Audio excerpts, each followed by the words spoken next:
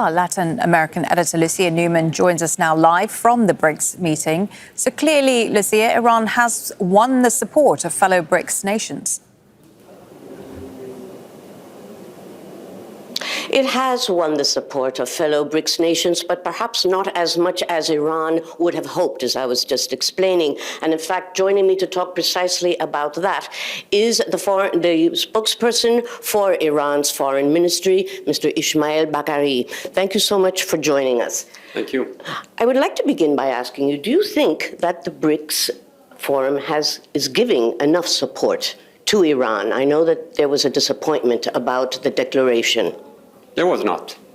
Actually, what was announced by BRICS leaders, I think, was remarkable. In paragraph 21st of the final declaration, they condemned the attacks, the unlawful attacks against Iran, and also they qualified it as a violation of international law and UN Charter. And by the way, among BRICS members are 2 permanent members of the Security Council. The level of support that we have received from across the globe, from many countries, including, in particular, from the countries of the region, Persian Gulf, Arab countries, Islamic countries, I think has been extraordinary. The League of Arab States, the Persian Gulf Cooperation Council, as well as the Organization of Islamic Cooperation, they unequivocally condemned the unlawful attacks against Iran, including against Iran's peaceful nuclear facilities. And would you also include Saudi Arabia in that? Of course, we are in good terms with our neighbors. The good neighborliness policy that has been applied for some years now has been very fruitful. And I think more than that, the countries of the region appreciate, they understand the gravity of the situation. They understand that the impunity afforded to Israel has been the cause of all this warmongering posture. Look what is going on in Gaza, the genocide, the occupation of Arab land, Syria, Lebanon, and now they are extending their warmongering posture to the Persian Gulf. So it is a matter of serious concern for each and every member state of our region.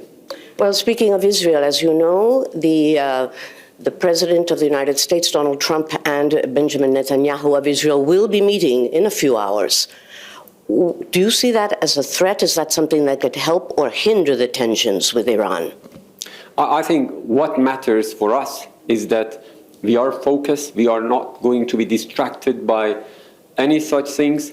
We have demonstrated our resolve and our determination to defend our national security and national dignity against this unjust war of aggression.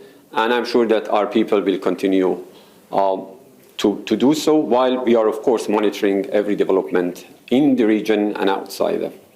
The comprehensive nuclear agreement that President Trump pulled out of, do you think that can and should be reinstated? You see, what happened, of course, was a unilateral violation of that agreement that was achieved after a long process of negotiation in 2015. And by the way, that agreement was endorsed by a consensus UN Security Council Resolution 2231. But after that, we said that we would be ready to talk about a new deal that would take care of everyone's concern. You know, we were in the middle of negotiations. We were supposed to meet for the 6th round in Muscat, when just 2 days before that, on 13 June, Iran was suddenly attacked by the Israeli regime. Well, I understand that you would like to go back to negotiations, but what could Iran or what will Iran do to make that something more interesting for the Trump administration at this hour? Come on. I think now the Iranians' trust is badly damaged. I think there is zero trust, because what they did was a betrayal of diplomacy. So they owe a lot to the Iranian nation. because we entered this process with all good faith, and we did everything we could possibly do to resolve this issue through peaceful means. So the diplomacy, as I said, was betrayed. NPT regime was badly damaged. A UN Security Council resolution was violated. And my people, my authorities right now are considering how to make our next move in the future. So we are in the process of considering what should we do. With or without a peaceful, that sounds rather threatening. No, it's not threatening. The point is that the way we were cooperating with the IAEA, the way we were approaching this issue, the point is that we have to learn the lessons from what happened. We are still a member of NPT. We respect the safeguards agreement that has been in place for decades between Iran and the IAEA.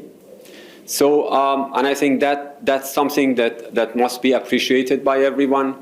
We have said once, so many times, that Iran has not been seeking a nuclear weapon. It's not part of our defense doctrine. It's banned under a religious fatwa by our leader. And I think this is very important. You cannot see a single evidence or single clue even in the IAEA's reporting that Iran was ever deviating from peaceful activities. Mr. Esmail Baghaei, thank you so much for talking to Al Jazeera. Thank you. And I would like to continue by saying that this conference here at BRICS is continuing for the rest of the day. There will be many, many other subjects: climate change, ways to help countries that are members with health issues. But clearly, what's happening in Iran and also in Gaza will continue to be a very, very hot topic of conversation here among the world leaders. Back to you. Many thanks for that, our Latin American editor, Lucia Newman, there at the BRICS meeting. Make sure to subscribe to our channel to get the latest news from Al Jazeera.